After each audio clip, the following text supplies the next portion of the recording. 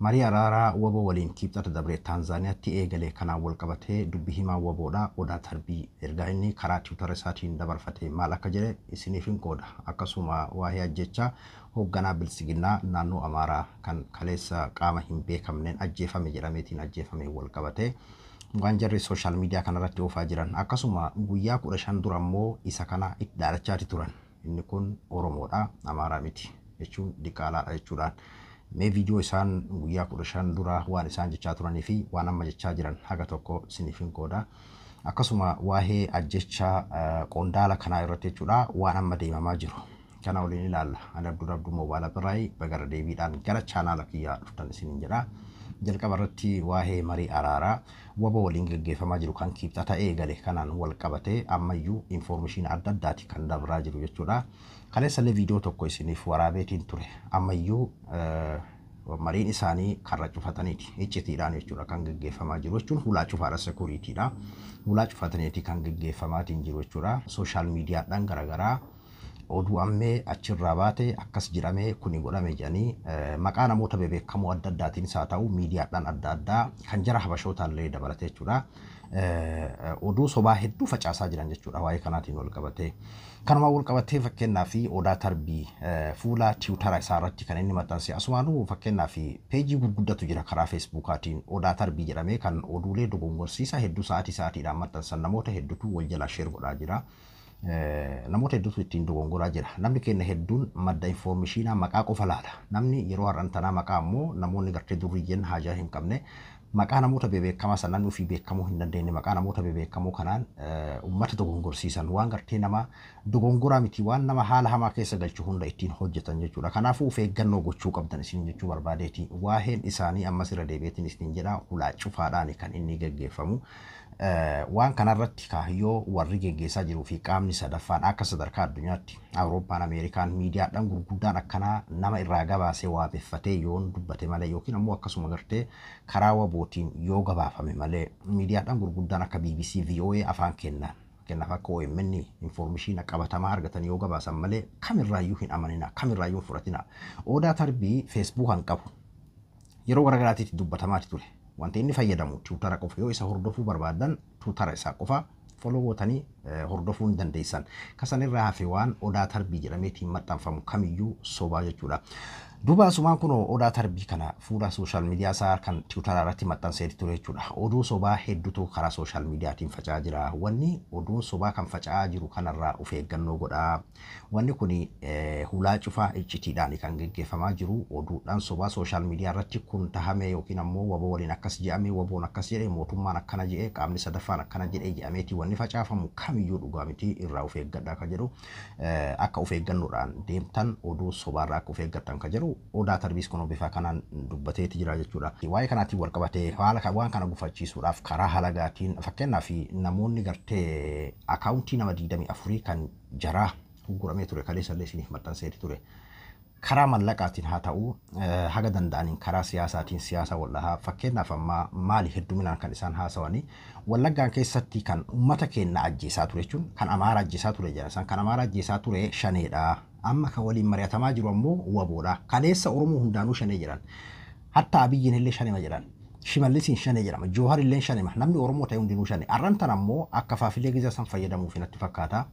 Shaneen kan Wallaggaatti nu ajjeese jaalmarroon nuti waboodha malee shanee miti amma nuti qaama nagaan ajjeefnu jedhee shaneen gartee Wallaggaa ammayyuu ni jira. Akkasii waan akkanaa kana jechuudha. Qoqqoodanii gartee akka Oromoon ofii isaati alagaan biraa gartee sabaa sabalmoonni biraa Oromoo shakku godhuudhaa fi haala akka isaan hojjetaa jiran haga danda'an itti milkaa'an jechuufi miti. Garuu nutu ofii kenna dammaynee waan kana waan isaan oofaa jiran kana beekuu qabna isin jechuu barbaadeeti. Warra hedduu mataa nyaateeti jira, hedduu rifataniiti jiran, hedduu gadda hamaa keessa jiran.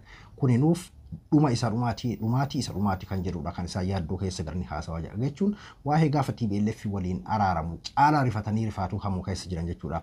Isaan Oromoonni tokko yookiin araarama jedhamaniiti jiraniitiin hiyyaan jechuudha. Akkaataa itti addunyaan ammoo dinqisiifataa jiru kanatu irra guddaa sanuu mataa isaan dhukkubse akkaataa itti Oromoon gartee hawwiidhaan eegaa jiru. Kana wal qabatee yeroo fakkeenyaaf qaamni kana fashalsuudhaaf yookiin ammoo qaamni gartee kana shakkii keessa galchuudhaaf fi fashalsuudhaaf deemu isaan qofa jechuu miti beeki. karaa mallaqaatiin isaa ta'u karaa urulaatiin isaa ta'u kennallee tokko kennallee dabalateeti ufee gannoo haa goonu Oromoon yoo walii galee waan hin mooyanne hin qabu Oromoo yoo tokkoome tabban baana hin qabu waan ta'eef kuninuuf wanni kana olii waan jiru natti hin fakkaatu. Kanaafuu akkasi ufee gannoo godhasin jechuu barbaadetti waa'een biraa waa'ee qondaaltichaa guddaa naannoo Amaaraa kan kaleessa ajjeefame qaama hin beekamneeni iddoo dhaloota isaa Sameen Shawaatti ajjeefame maatii isaa waliin osoo deemu eedota isaallee dabalatee haati mana isaallee dhawamtee jechuudha.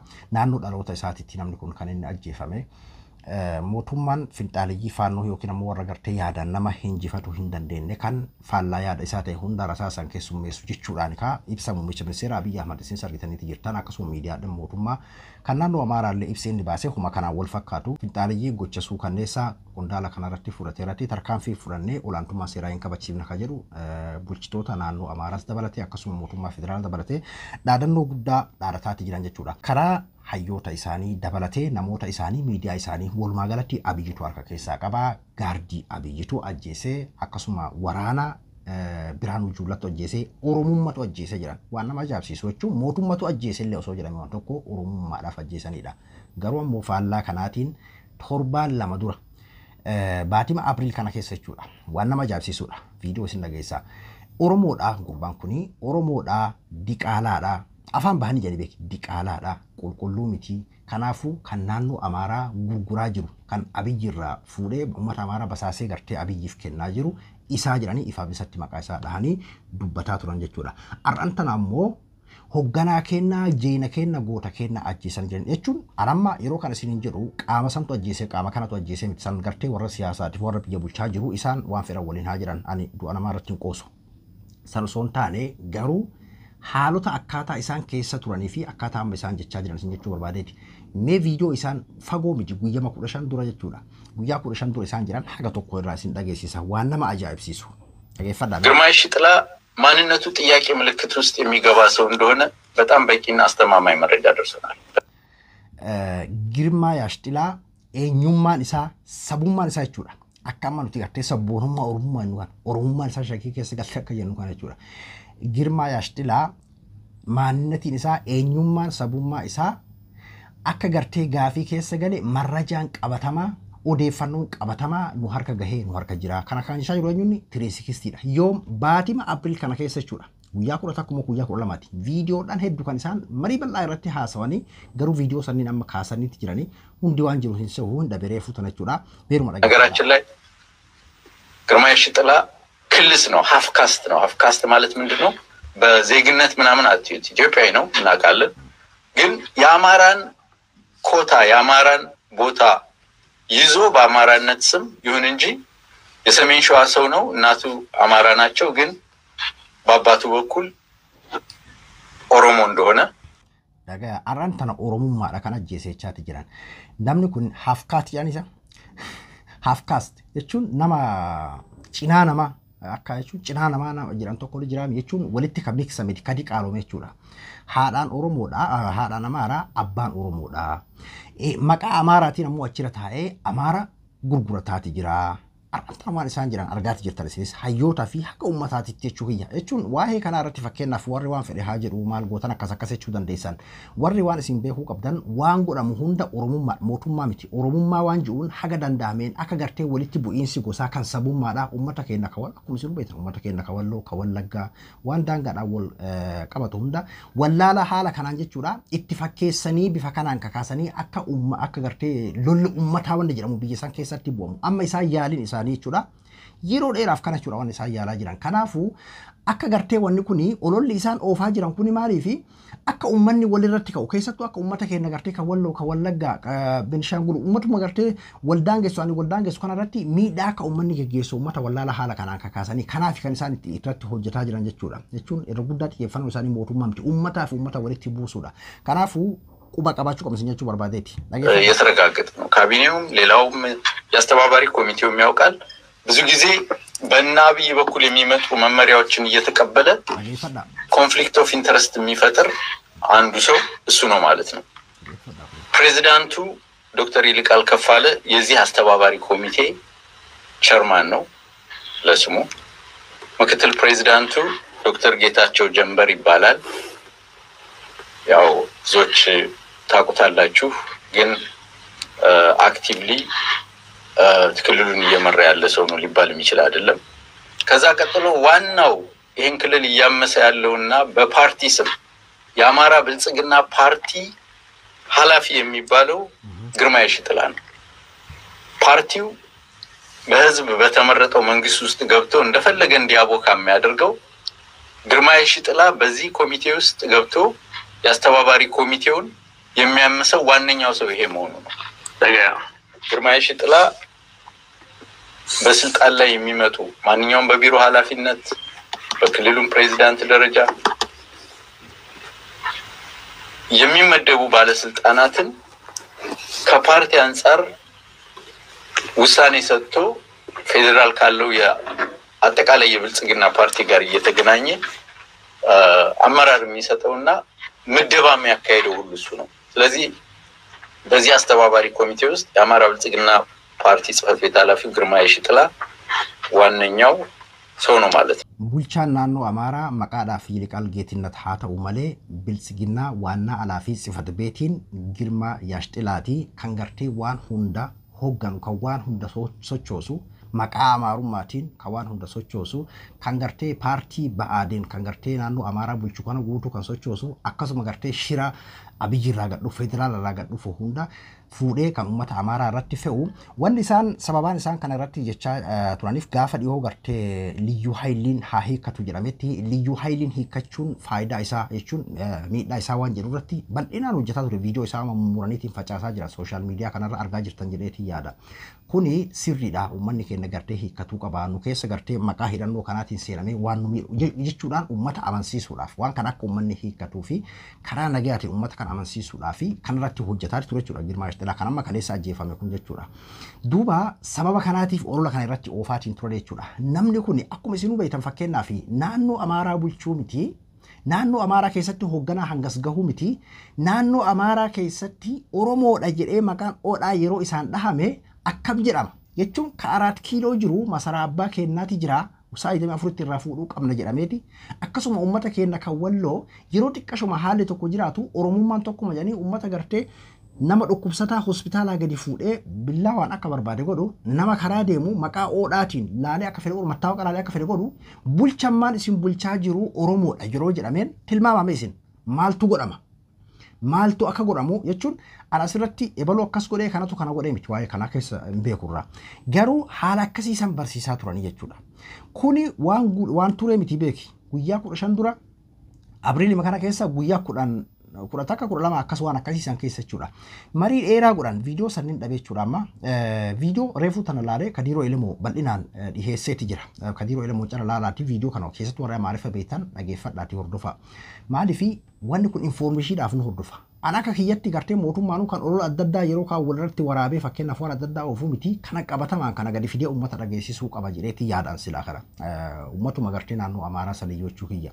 Kanaafuu namicha eega inni ajjeefame booda ammoo akkuma waliigalaatitti akkuma nuhititti uummanni gartee sooshaal miidiyaa fayyadamu kan Facebook fayyadamu kan TikTok fayyadamuu fi akkasuma YouTuberoonni isaanii asirratti kan isaan jechaa jiran waraana Abiyyi Ahmadiin ajjeefame Oromummaadhaan ajjeefame wanni isaan ajjeesanii fi faannotu ajjeesa jedhanii sababa saniitiin naannoo Amaaraa seenanii mootummaa Oromummaa Onag Shanee achi keessatti kan ajjeesa Shaneedha Shaneen naannoo keenya seentee nu balleessuudhaaf ka jedhu kanaan uummatas burjaajessaa jiran jechuudha. Jechuun adeebalutu ajjeefne eebalutu ajjeesee jechaa jiru. Jechuun waa'ee kanaatiin hayyoonni Oromootis hedduutu dhabame fakkeenyaaf waggoota afran kana keessaa akkasuma gartee qaama garaagaraa irraa nama hedduutu dhabame fakkeenya akka namicha kanaatiin eebalu sadi kana jechaa jiran.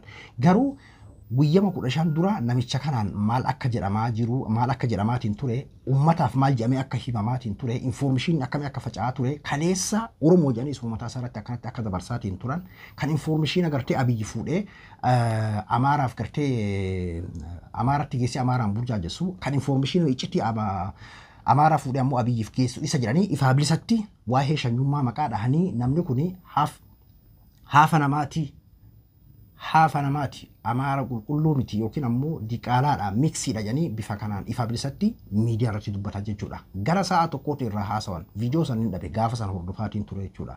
Akkasuma namoonni hedduulleen kaleessatti riskistiin akkana jedhe kan jedhu komantii jalatti laaf barreessaa turtan argeetiin jira hedduun keessanii hordofta warri afaan amaaraa beektan keessattuu jechuudha.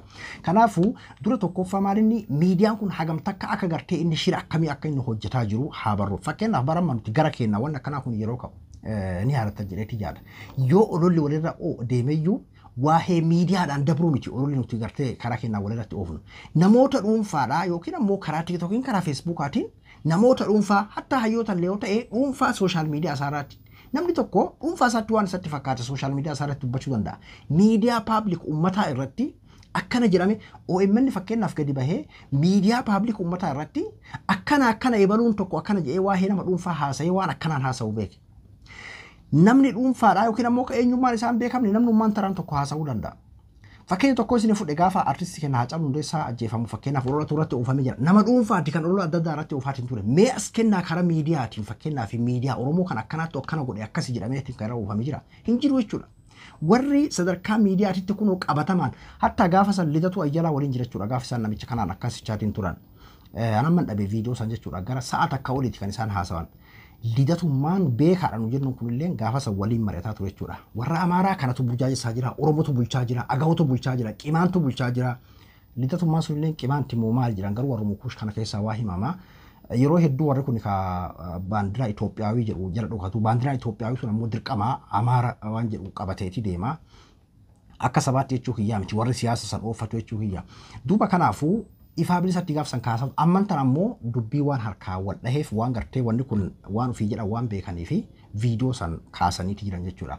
Kanaafuu viidiyoo kana bakka argitanii of biratti qabadhaa waliifis ergaa akkasuma gartee kaabiloonni biyya warri biyya bulchullee kana dhagahuu qaba jedheeti yaada miidiyaa mootummaatiin illee soo dabree bareedanatti fakkaata. Abbaa barbaadeyyuu haa ta'u garuu dhugaa tana uummanni dhagahuu qaba jechuudha. Maaliifii sababa kanaatiin wanni isaa yaamicha godhaa jiran Oromummaadhaan akkas taane isinis jabaadhaa Oromummaa irratti garaa jabaadhaa. Oromoon irratti garaa jabaate Oromummaa irratti garaa jabaadhaa kan jedhudha kan isaan gartee walii dhaamaa jiran. Akkuma gartee gaafa Tigraay xibsii godhaa nyaadhaa jiran san Oromummaa irratti jechuun waan godhaniifi miti. Maaliif namni tokkochi fakkeenyaaf waa'ee kanaatiin cubbuudhaan miskiinni kenna maaliif miidhama yookiin ammoo hatta kabiraatu miskiinni isaaniitu maaliif miidhama waan ta'eef nuti hundinuu waan deemaa jiru quba qabaachuu qabna isin jechuu barbaadeeti. Adabtuu moobaayila biraay hanga qophii biraatti waliin deebinutti nagaan naa tura.